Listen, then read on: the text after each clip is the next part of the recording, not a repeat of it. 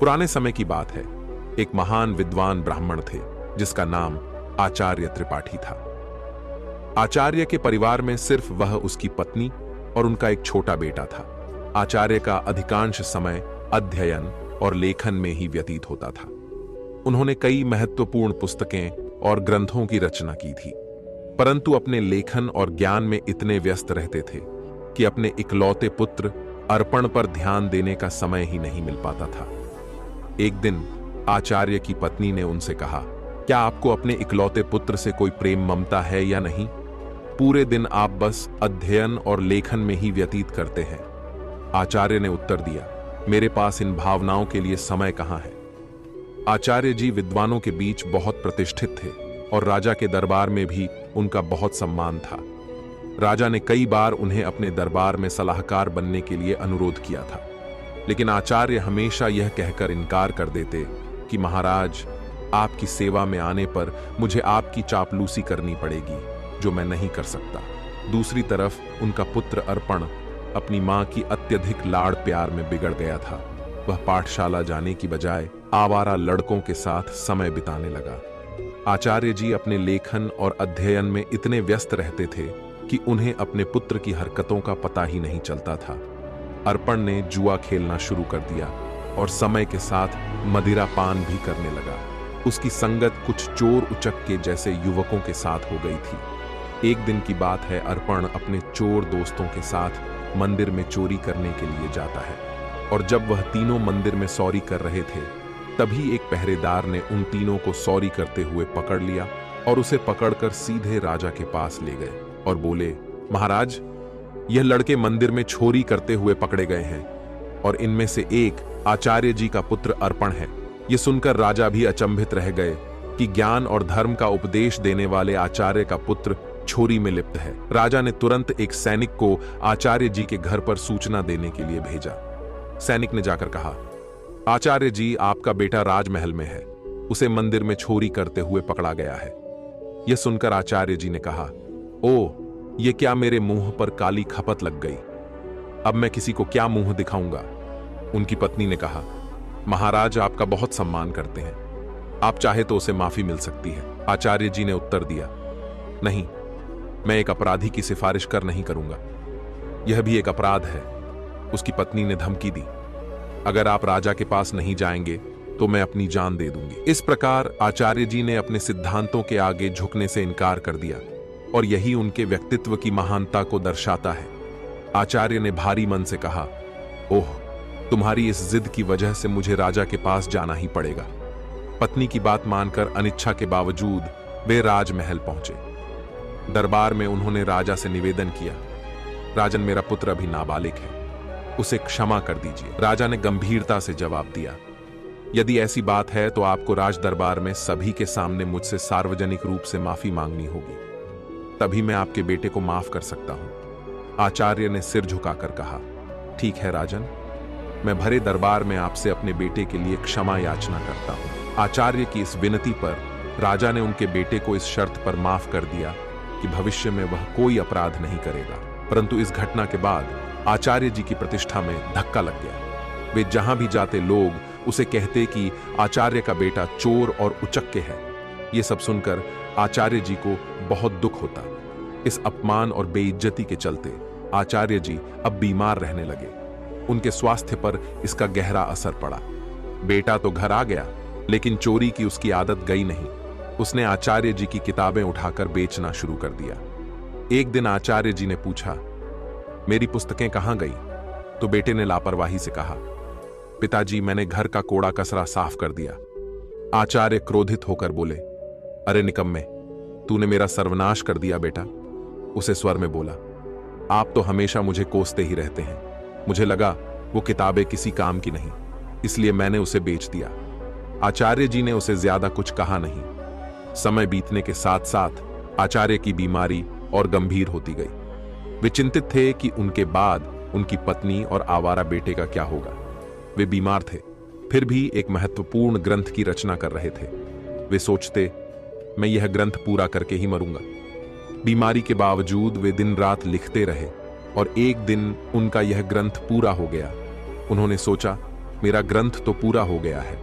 लगता है मेरे जीवन के दिन भी पूरे हो गए हैं। उस दिन उन्होंने अपने बेटे को पास बुलाया और कहा, बेटा, अभी भी समय है, तुम संभल सकते हो, अपने आप को काबिल बना सकते हो।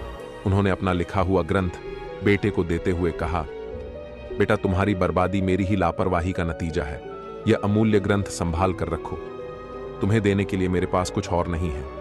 अर्पण ने वह ग्रंथ की पोथी अपने पास रखी, परंतु मन ही मन वह सोच रहा था, मैं इस पोथी का क्या करूंगा? मुझे पढ़ना लिखना तो आता ही नहीं। अगर पिताजी ने कुछ पैसे देते तो बात भी थी। अगले दिन सुबह आचार्य का देहांत हो गया। उनकी मृत्यु के बाद उनके परिवार पर मानो दुखों का पहाड़ टूट पड़ा था, परंतु अर्पण को इस बात की कोई चिंता नहीं थी। वह तो अपने पिताजी के सामान में धन की तलाश करने लगा। पिताजी ने मेरे लिए एक कौड़ी भी नहीं छोड़ी। अर्पण निराश होकर बैठ गया। कुछ समय और बीता तो मां बेटे की हालत इतनी खराब हो गई कि खाने के भी लाले पड़ने लगे। एक दिन मां ने तंग आकर बेटे से कहा, बेटा, कुछ काम धंधा करके लाओ, नहीं तो हम भूख मर जाएंगे। अर्पण ने उदास मन से जवाब दिया, मां, मुझ जैसे अनपढ़ और बदनाम को कौन काम देगा? यह सुनकर मां ने सोचा, क्यों ना मैं राजा के पास जाऊं। मेरे पति का राजा बहुत सम्मान करते थे, शायद वह हमारी मदद कर दे। ये सोचकर वह राज दरबार पहुंची और राजा से गुहार लगाई, महाराज, हम भूखों मर रहे हैं, हमारी मदद कीजिए। राजा ने खड़े स्वर में कहा, क्या मदद? तुम्हारे पति को मैंने बहुत बार सलाहकार बनने के लिए अनुरोध किया था, लेकिन आचार्य हमेशा यह कहकर इनकार कर देते कि महाराज, आपकी सेवा में आने पर मुझे आपकी चापलूसी करनी पड़ेगी, जो मैं नहीं कर सकता। राजा ने कहा, तुम्हारा बेटा अब कमाने लायक है, मैं तुम्हारी कोई मदद नहीं कर सकता। निराश होकर मां घर लौट आई। घर पहुंचकर अर्पण ने मां को अपने पिता की दी हुई पोथी दिखाते हुए पूछा, मां, पिताजी ने यह पोथी मुझे क्यों दी? मां ने दुखी स्वर में कहा, बेटा, यह तेरे पिता की ज्ञान की आखिरी निशानी है। अर्पण ने उस पोथी को पढ़ने की कोशिश की, पर वह उसके लिए काला अक्षर भैंस बराबर थी। कुछ सोचकर वह अपने पड़ोस के रामू काका के पास गया और बोला, रामू काका, आप तो पढ़े लिखे हैं, क्या आप मुझे इस पोथी का मतलब बता सकते हैं? रामू काका ने पोथी खोलकर देखा और बोले, इसमें तो बहुत कठिन श्लोक लिखे हैं, इनका अर्थ तो कोई महापंडित ही बता सकता है। अर्पण निराश होकर वापस लौट आया। उसने कई जगह काम ढूंढने की कोशिश की, पर अपनी बुरी छवि के कारण किसी ने उसे काम पर रखने से इनकार कर दिया। वह जहां भी जाता, लोग उसे दुत्कार कर भगा देते थे। इस बीच उसकी मां भूख और बीमारी से कमजोर होती चली गई। अपनी मां की लाचारी और उसकी भूख को देखकर अर्पण ने खाने का इंतजाम करने की ठानी और घर से निकल पड़ा। चलते चलते उसकी नजर एक बगीचे पर पड़ी जिसमें फलों के पेड़ लगे हुए थे। उससे रहा न गया और वह बगीचे के अंदर चला गया। अर्पण ने जल्दी से कुछ फल तोड़े, लेकिन तभी बगीचे का पहरेदार वहां आ गया। सहयोग से वह बगीचा महाराज का था।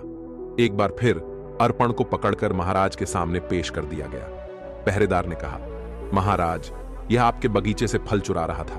राजा ने गुस्से में कहा, अरे, तुम्हारी अब तक आंखें नहीं खुली, तुमने फिर से चोरी की?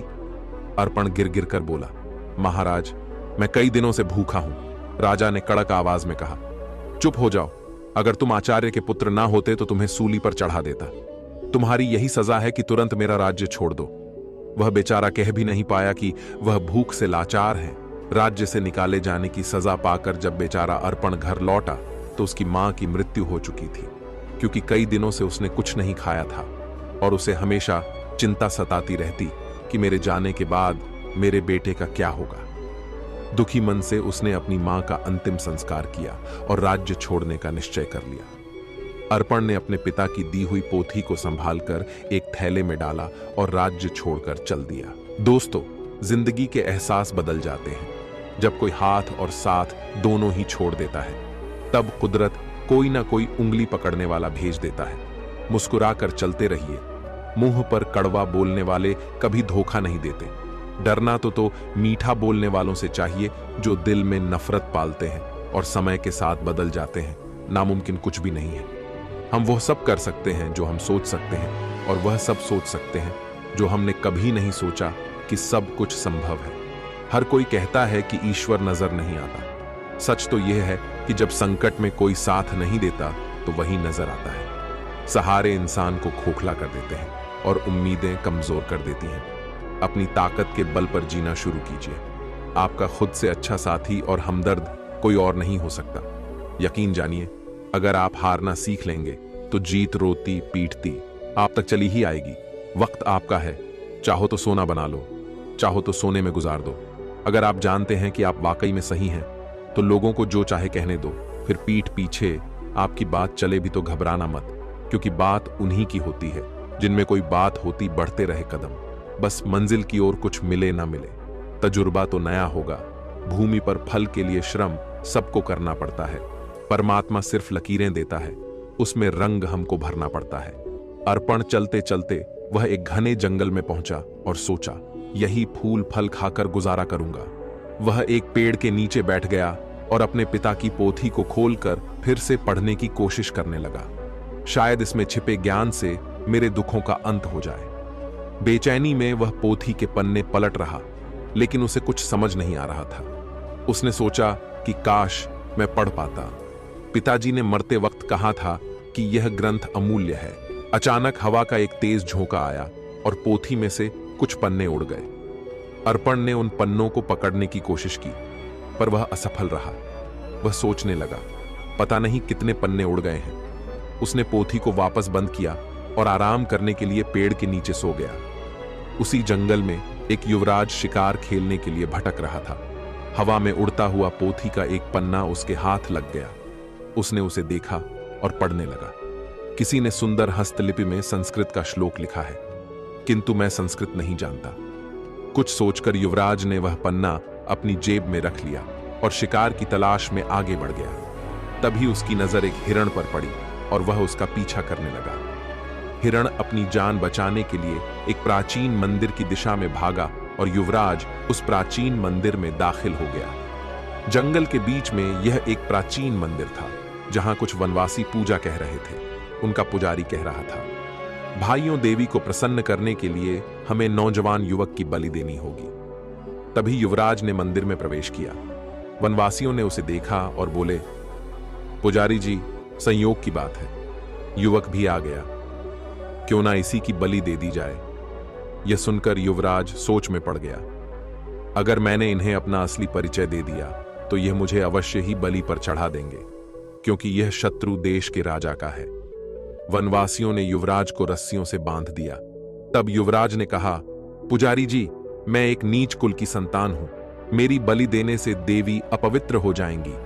पुजारी ने हंसते हुए सख्त स्वर में कहा, अरे देवी को बलि चाहिए, उन्हें ऊंच नीच से कोई मतलब नहीं है। युवराज अपने जीवन से निराश हो गया और सोचने लगा, झूठ बोलकर भी मैं अपने प्राण नहीं बचा पा रहा हूं। जब उसे बलि के लिए लाया गया तो उसने कहा, भाइयों, बलि पर चढ़ाने से पहले मैं अपनी एक अंतिम इच्छा पूरी करना चाहता हूं। मेरी जेब में एक भोजपत्र है, क्या कोई उसे पढ़कर उसका अर्थ बता सकता है? मेरी यही अंतिम इच्छा है। पुजारी ने कहा, अवश्य लाओ, मैं तुम्हें उसका अर्थ बताता हूं। पुजारी ने उस ग्रंथ के पन्ने को अपने हाथ में उठाया और कहने लगा, इस भोजपत्र पर 2 श्लोक अंकित है।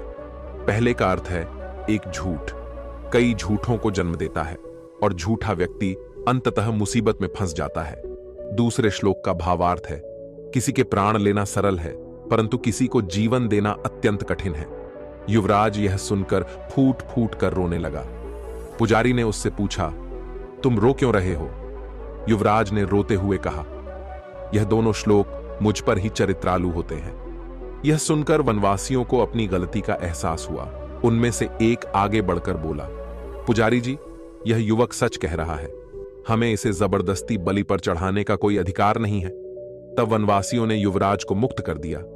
पुजारी ने कहा, जाओ नौजवान, इस श्लोक ने हमारी आंखें खोल दी हैं। हम आज के बाद देवी को किसी जीव की बलि नहीं चढ़ाएंगे।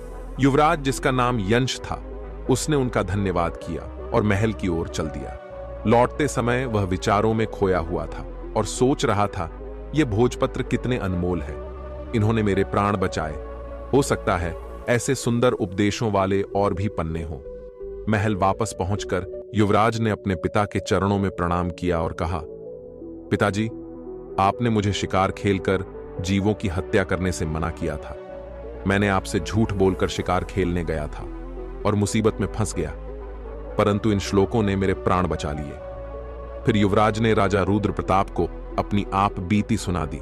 उसने कहा, ऐसे श्लोक जो दूसरों को अहिंसा की शिक्षा देते हैं और जिन्होंने मेरे प्राण बचाए, मेरे लिए हजारों मोहरों के बराबर है। पिताजी, इस भोजपत्र पर पन्नों की संख्या 3 लिखी है। यह किसी अनमोल पोथी के हिस्से है। राजा रुद्र प्रताप ने यह सुनकर अपने कुछ सैनिक को बुलाया और उन्हें भोजपत्र दिखाते हुए आदेश दिया, जो भी ऐसे श्लोकों से सजे भोजपत्र खोज कर लाएगा उसे ऊंचा पद और पुरस्कार भी दिया जाएगा। दूसरे ओर आचार्य जी का बेटा अर्पण महीनों जंगलों में भटकता रहा। भटकते भटकते वह राजा रुद्र प्रताप के राज्य में आ पहुंचा। नगर में आकर भी उसने कई लोगों से सहायता मांगी, परंतु हर कोई उसे दुत्कार कर भगा देता था, क्योंकि इतने दिनों से भटकते भटकते अर्पण एक भिखारी जैसा दिखने लगा था। एक दिन की बात है, भूखा प्यासा अर्पण राजमहल की तरफ से निकल रहा था और उसे जोर की भूख लग रही थी। वह सोचने लगा कि अब भूख के मारे उसकी जान निकली जा रही है। तभी अचानक राजमहल की रसोई से खाने की महक उसकी नाक में आ गई। अनायास ही वह उस मोहक सुगंध की ओर खींचता चला गया और सीधा रसोई घर में जा पहुंचा। वहां जाकर उसने रसोइये से कहा, भाई मुझे 2 रोटी दे दो, बहुत भूखा हूं। रसोइये ने उसे दुत्कारते हुए कहा, जा भाग यहां से। लेकिन अर्पण की भूख इतनी बढ़ चुकी थी कि उससे सहन नहीं हो रही थी। उसने मौके का फायदा उठाकर रसोइये से नजरें बचाई और 2-3 रोटियां उठाकर अपने थैले में डाल ली। दुर्भाग्य से रसोइये की नजर उस पर पड़ गई। उसने अर्पण का हाथ पकड़ लिया और गुस्से में बोला, अरे रोटी चोर, चल, तुझे महाराज के सामने ले चलता हूं। अर्पण भूख के कारण चल भी नहीं पा रहा था और रसोइया उसे खींचता हुआ महाराज के पास ले गया और बोला, महाराज जी, यह भिखारी लड़का राजमहल की रसोई में घुस आया और यहां से रोटियां चुराई है जो इसके थैले में है। महाराज ने सिपाहियों को आदेश दिया, इस भिखारी के थैले को उल्टा कर दिया जाए। एक सिपाही आगे बढ़ा और अर्पण का थैला छीना और उसे उल्टा कर दिया। थैले से रोटियों के साथ साथ वह ग्रंथ भी निकल आया जो अर्पण के पिता ने लिखा था। उसी समय युवराज भी वहां से गुजर रहे थे, तो ग्रंथ को देखते ही युवराज की आंखें चमक उठी। उसने तुरंत ग्रंथ को उठा लिया और खुशी से चिल्ला उठा, अरे यह तो वही अनमोल पोथी है जिसकी हमें महीनों से तलाश थी। फिर युवराज ने अर्पण की ओर देखा और आदरपूर्वक अपने सिपाही को कहा, इस धनवान लड़के को सम्मान से बिठाया जाए। फिर उस लड़के को एक सिंहासन पर बैठाया गया। फिर युवराज ने पूछा, भाई तुम्हारा नाम क्या है? लड़के ने कहा कि मेरा नाम अर्पण है। युवराज ने कहा कि इतनी अनमोल संपत्ति होने के बावजूद भी तुम भीख मांग रहे हो।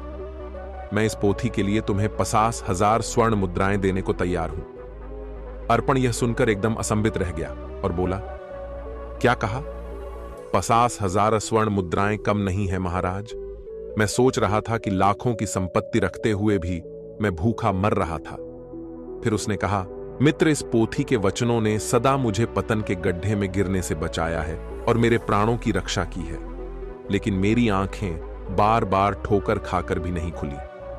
युवराज ने पोथी खोली और अर्पण को पहले और दूसरे पन्ने की श्लोक सुनाने लगा। उसने लिखा था कि अविद्या सारे कपटों की जननी है और संकटों में ही अपने और पराई की पहचान होती है। अर्पण ने कहा, सचमुच अविद्या ने ही मुझे दर दर का भिखारी बना दिया। अगर मैंने बचपन में ही विद्या ग्रहण की होती तो आज मैं भी अपने पिता की तरह एक विद्वान होता।